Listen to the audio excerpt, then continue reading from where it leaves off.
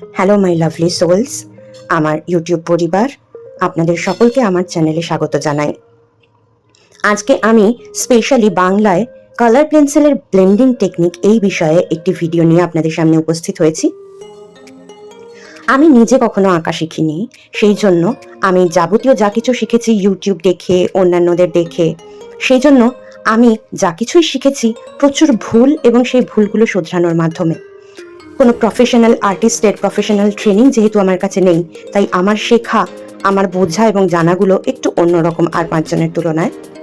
কিন্তু যখন আমি নিজে ব্যক্তিগতভাবে এই ব্লেন্ডিং টেকনিক শিখতে গেছি এবং ইউটিউবে তার জন্য ভিডিও সার্চ করেছি, তাই একটা জিনিস আমি খেয়াল করেছি, সেটা হলো ব্লেন্ডিং টেকনিকের উপরে প্রচুর ভিডিও থাকা সত্ত্বেও কোনো ভালো বাংলা ভিডিও ব্লেন্ডিং টেকনিকের ওপরে আমি পাইনি। বেশিরভাগই ইংলিশ এবং হিন্দিতে।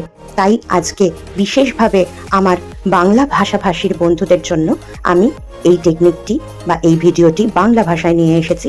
অবশ্যই আমি ভবিষ্যতে চেষ্টা করব এই একই ভিডিও ইংলিশ এবং হিন্দিতেও আপলোড করার জন্য, কিন্তু আজকে আমরা বাংলায় দেখে নিই খুব সুন্দরভাবে কিভাবে কালার পেন্সিল ব্লেন্ড করতে হয়।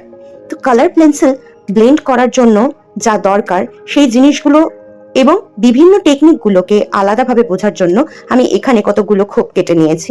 খোপের মাথায় আমি কি কি টুল অর্থাৎ কি কি সরঞ্জাম দিয়ে আমি ব্লেন্ড করব এবং কি কি মিডিয়াম ইউজ করব সেগুলো আমি দেখিয়েছি। কিন্তু এটা দেখাতে দেখাতে আমি যে বল পেন ইউজ করেছি সেই বল পেনের কালি এত চারিদিকে লেপে যাচ্ছিল যে আমার লিখতে ভীষণ অসুবিধা হচ্ছিল। তো এখানে আমরা দেখতে পাচ্ছি সবার উপরে ব্লেন্ডিং যে টুল, সেই টুলগুলো আমরা দেখাচ্ছি। সেটা একটা হলো কিউটিপ মানে আমরা সিম্পল যে কানে দেওয়ার জন্য বার্ড ইউজ করি সেই বার্ড। আরেকটা হলো ব্লেন্ডিং স্ট্যাম্প, আর আরেকটি হলো টিস্যু পেপার। আর ব্লেন্ডিং মিডিয়ামগুলো আমি বাঁদিকে লিখেছি। সেগুলোর মধ্যে ঘরে থাকা যে কোনো জিনিস, যেমন আপনার baby oil, nail polish remover, petroleum jelly এবং হ্যান্ড স্যানিটাইজার। তো এখানে আমরা সবার প্রথমে যেটা করছি সেটা হলো আগে আমরা কতগুলো গ্রেডিয়েন্ট তৈরি করব কালার পেন্সিল দিয়ে। গ্রেডিয়েন্ট তৈরি করার সহজ পদ্ধতি হলো প্রথমে খুব হালকা চাপ দিয়ে এইভাবে আমি রং করে নেব আমার এই বক্সটাতে। এই স্পেশাল বক্সটা আমি কিউটিপ দিয়ে আর পেট্রোলিয়াম জেলি দিয়ে প্রথমে ব্লেন্ড করার চেষ্টা করব, কিন্তু তার আগে আমি ভালোভাবে গ্রেডিয়েন্ট তৈরি করছি। গ্রেডিয়েন্ট তৈরি করার জন্য যে পদ্ধতিটি আমি ইউজ করছি সেটা হলো এমনি সাধারণ পদ্ধতি, যেটাকেও এক ধরনের ব্লেন্ডিং টেকনিক বলা হয়। এটা হলো ধীরে ধীরে, দেখুন আমি প্রথমে কোণার দিকগুলোতে হালকা করে একটা আঁকা এঁকে নিচ্ছি, হালকা করে রং করে নিচ্ছি, এবং তারপর ধীরে ধীরে আমি চাপ দেওয়া শুরু করছি একটু একটু করে, এবং কোণার দিকগুলো, ধারের দিকগুলোতে একটু বেশি চাপ দিয়ে, এবং ভেতরের দিকে যেখানে আমি লাল এবং নীল রংটাকে মিশিয়ে দিচ্ছি সেই জায়গাটায় কিন্তু আমি চাপ খুব হালকাভাবে দিচ্ছি।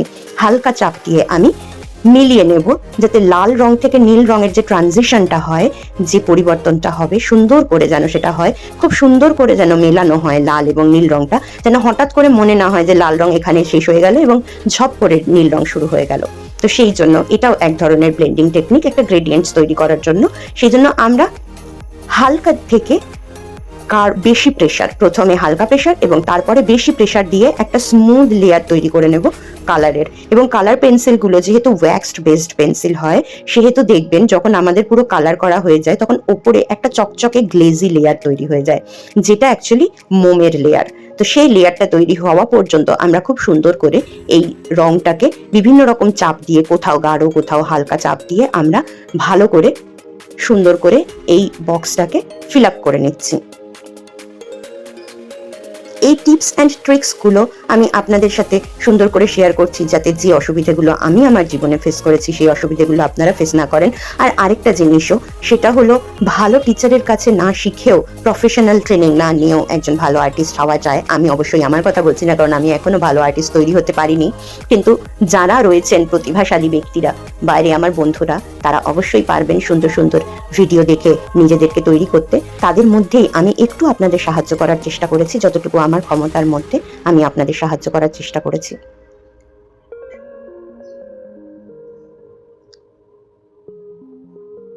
এখন এই যে পদ্ধতিটা, ব্লেন্ড করার পদ্ধতি এবং এই যে গ্রেডিয়েন্টস তৈরি করার পদ্ধতি, এগুলো একটু লেন্দি প্রসেস হয়, একটু টাইম কনজিউমিং হয়, এবং আমাদের কখনোই মাঝপথে ধৈর্য হারালে চলবে না, কারণ আঁকা জিনিসটা খুব ধৈর্যের ব্যাপার এবং খুব লম্বা সময়ের ব্যাপার, অবশ্যই এর জন্য অনেক সময় দিতে হবে। আপনারা যদি একসঙ্গে অনেকটা টাইম দিতে না পারেন তাহলে আপনারা অবশ্যই ভাগ ভাগ করেও নিতে পারেন। প্রথমে একটা হালকা লেয়ার তৈরি করলেন, তারপরে আপনি সেটা রেখে দিতে পারেন, অনেকক্ষণ পরে বা অন্য কোনো দিন আপনি আবার তার উপরে আরেকটা লেয়ার দিতে পারেন।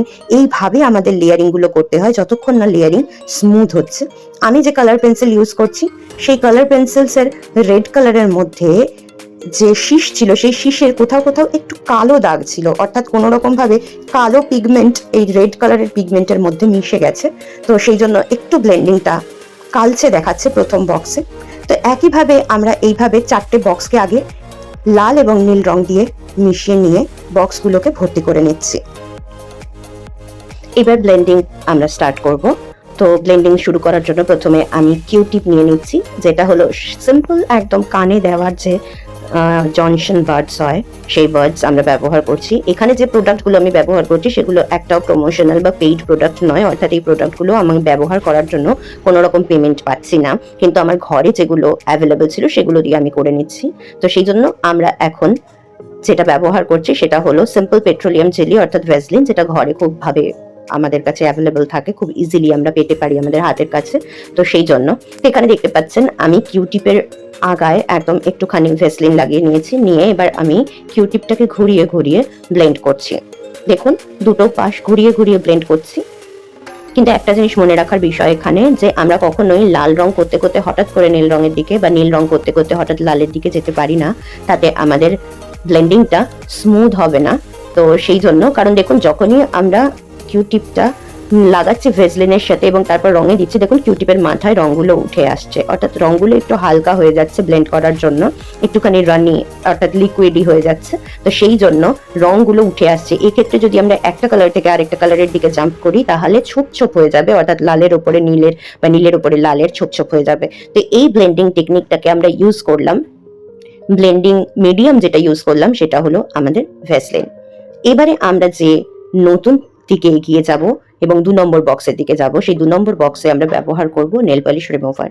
Nail polish remover easily available, এটাও আমাদের বাড়িতে। তো সেই জন্য আবারও বলি, যে প্রোডাক্টগুলো আমি ব্যবহার করছি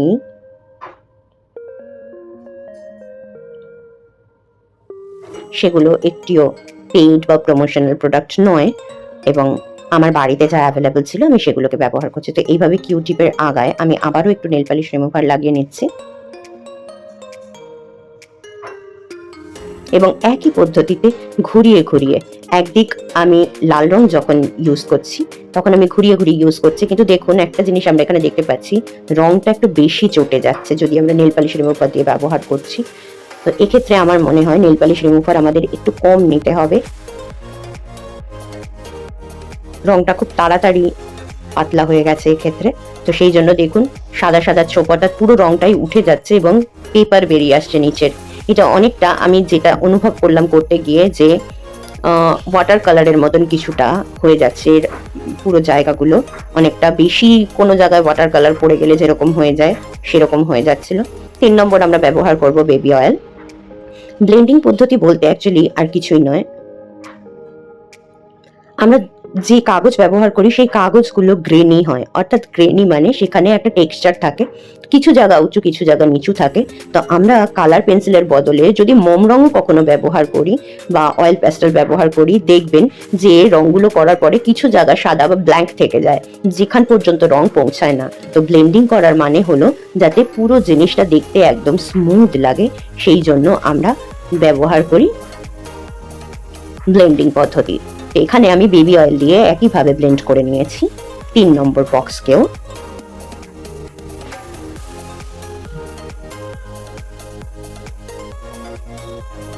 এবার আমরা যেটা ব্যবহার করব সেটা হলো হ্যান্ড স্যানিটাইজার। আমাদের ঘরে সকলেরই মোটামুটি হ্যান্ড স্যানিটাইজার আছে,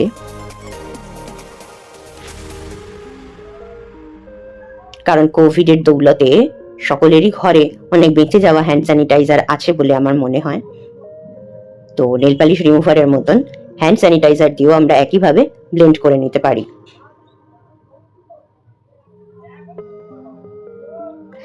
তো আমরা অবশেষে জানবো এই 4টে পদ্ধতি ব্যবহার করার পর কোন পদ্ধতিটি সব থেকে ভালো হলো এবং কোন পদ্ধতিটি একদমই ভালো নয় বা চলবে না, সেটাও আমরা জেনে নেব। তো এখানে দেখতে পাচ্ছেন হ্যান্ড স্যানিটাইজার দিয়ে খুব ভালো হচ্ছে, পেট্রোলিয়াম জেলি সব থেকে ভালো।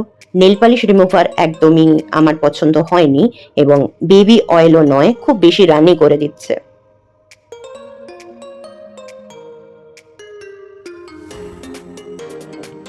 এবার আমরা চলে এসেছি দ্বিতীয় পর্যায়ে, যেখানে আমরা ব্লেন্ডিং স্ট্যাম্প ইউজ করব।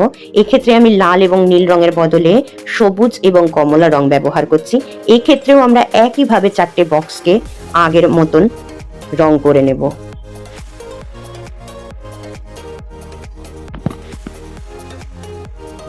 তো আমাদের এখানে 4টি বক্স রং করা হয়ে গেছে, আমরা দেখতে পাচ্ছি। আর আমি যে বল পেন ইউজ করেছিলাম এই বক্সগুলো তৈরি করার জন্য, সেই বল পেনটি এত ব্লিড করছিল, এত কালি বেরোচ্ছিল জায়গায় জায়গায়, যে আশপাশটা পুরো মেসি হয়ে গেছে। তার জন্য অবশ্যই সরি। তো আগের বার আমরা কিউ টিপ ইউজ করেছিলাম, এবারে আমরা যে টুল ইউজ করব সেটা হলো ব্লেন্ডিং টুল, বা এটাকে স্ট্যাম্পও বলা হয়। এগুলো কাগজ দিয়ে তৈরি হয়, কাগজ মুড়িয়ে এরকম ভাবে সরু পেন্সিলের মতন করে দেওয়া হয়। একইভাবে এক্ষেত্রেও আমি প্রথমে পেট্রোলিয়াম জেলি বা ভ্যাসলিন আর এই স্ট্যাম্প দিয়ে ঘুরিয়ে ঘুরিয়ে ব্লেন্ড করা স্টার্ট করেছি।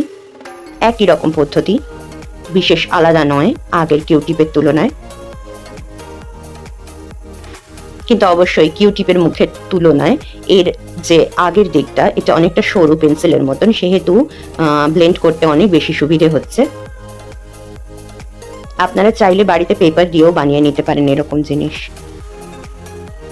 আমি যদি ভবিষ্যতে সুযোগ পাই তো কিভাবে এই স্ট্যাম্প বানাতে হবে কাগজ দিয়ে, সেটা আমি শেখাবো। এবার আমরা নেল পালিশ রিমুভার নিয়ে নিচ্ছি এবং ব্লেন্ড শুরু করব। আপনারা দেখতেই পাচ্ছেন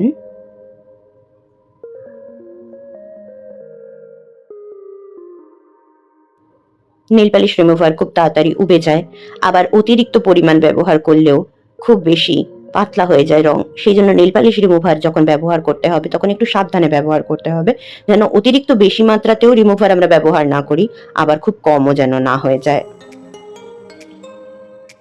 3 নম্বর বক্সের জন্য আবার আমরা বেবি অয়েল ব্যবহার করব। পদ্ধতি সব ক্ষেত্রেই একই।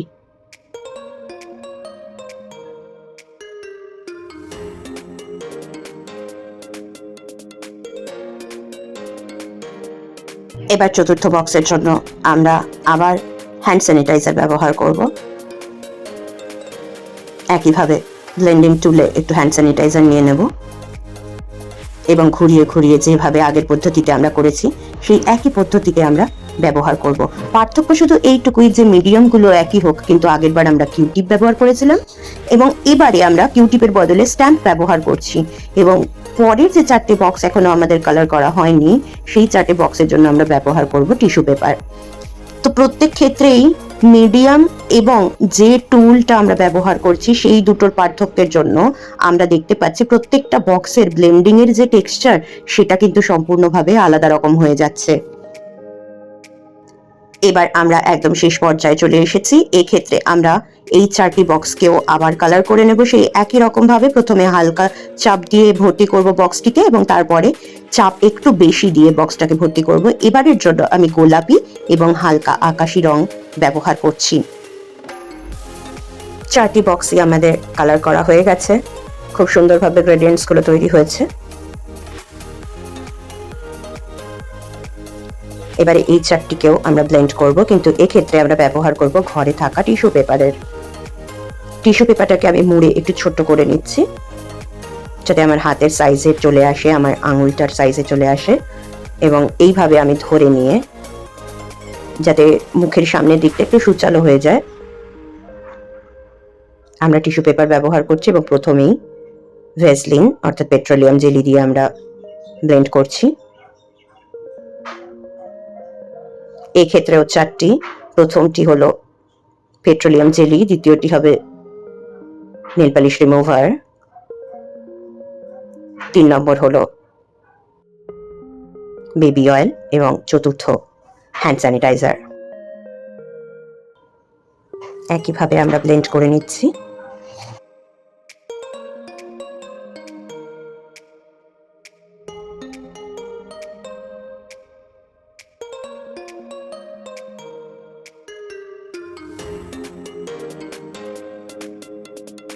তো ফাইনালি আমাদের সমস্ত ধরনের ব্লেন্ডিং করা শেষ এবং আমরা ফাইনাল রেজাল্ট দেখতে পাচ্ছি এখানে। তো আমি বারবারও বলবো যে সব থেকে ভালো হচ্ছে পেট্রোলিয়াম জেলি ঠিকই, কিন্তু এইবারে টিস্যু দিয়ে করার সময় সেটা খুব ভালো হয়নি। কিন্তু নেল পালিশ রিমুভার 3বারই আমরা দেখলাম যে নেল পালিশ রিমুভার দিয়ে সেরকম ভালো হচ্ছে না। বেবি অয়েল টিস্যু পেপার দিয়ে ভীষণ ভালো হয়েছে এবং বাকিগুলোর ক্ষেত্রেও খুবই ভালো। এবং শেষমেশ আমাদের হ্যান্ড স্যানিটাইজারও ঠিক সেরকম নয়। এবার আমরা আর একটি পদ্ধতি শিখব, যেটা হলো আমাদের লাস্ট টেকনিক, এবং সেই টেকনিকটা অনেক কম মেসি, অর্থাৎ এত রং পাতলা হয়ে যাওয়ার ব্যাপার, এত ময়লা হওয়ার ব্যাপার, এত হাত এবং আপনার যা টিস্যু পেপার বা যেসব জিনিসগুলো আমরা ব্যবহার করেছি সেরকম মেসি নয়। হাতে রং লাগার ভয় বা রং ঘেবড়ে যাওয়ার এইসব কোনো কিছুরই বিশেষ ভয় নেই। সেই টেকনিকটি হলো ভার্নিশিং টেকনিক। এক্ষেত্রেও আমি হালকা একটা গ্রেডিয়েন্ট তৈরি করে নিচ্ছি, আপনারা দেখতে পাচ্ছেন। সেই গ্রেডিয়েন্টটা তৈরি হয়ে গেলে আমি যেটা করব সেটা হলো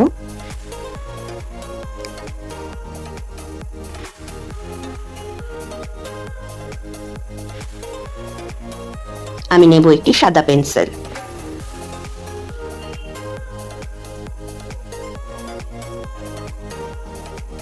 দু রকমের পেন্সিল আছে, একটা কালার পেন্সিল আর এটা হলো চক পেন্সিল। এটিও সাদা চক পেন্সিল, যে কোনো একটি আমরা ব্যবহার করতে পারি। তো আমি এবারে এই চক পেন্সিলটি এর ওপরে একটু বেশি চাপ দিয়ে বোলাবো। দেখুন এতেও কিন্তু রঙের মধ্যে একটা সাম্য ভাব আসছে। যে জায়গাগুলো ছেড়ে গেছিল মনে হচ্ছে সেই জায়গাগুলো খুব সুন্দর মিশে যাচ্ছে। আমি প্রথমে চক পেন্সিল ব্যবহার করছি। চক পেন্সিলের থেকে colour pencil, white colour pencil একটু বেশি ভালো কাজ করে, এটা আমার পার্সোনাল এক্সপিরিয়েন্স। কিন্তু আমি দুটো পদ্ধতি একই সাথে ব্যবহার করব, সেই জন্য আমি এখানে চক পেন্সিলের ওপরে আবার রং পেন্সিল ব্যবহার করছি। দেখুন চক পেন্সিলে যেমন একটু হালকা হয়ে গেছিল আমাদের গ্রেডিয়েন্টসটা, আমি রং পেন্সিলটা যখন ব্যবহার করছি চক পেন্সিলের বদলে সেটা আবার একটু প্রমিনেন্ট, একটু স্পষ্ট হয়ে উঠছে। তো আজকের ভিডিও এই পর্যন্ত বন্ধুরা, সবাই ভালো থাকবেন, সুস্থ থাকবেন, আবার দেখা হবে পরবর্তী ভিডিওতে।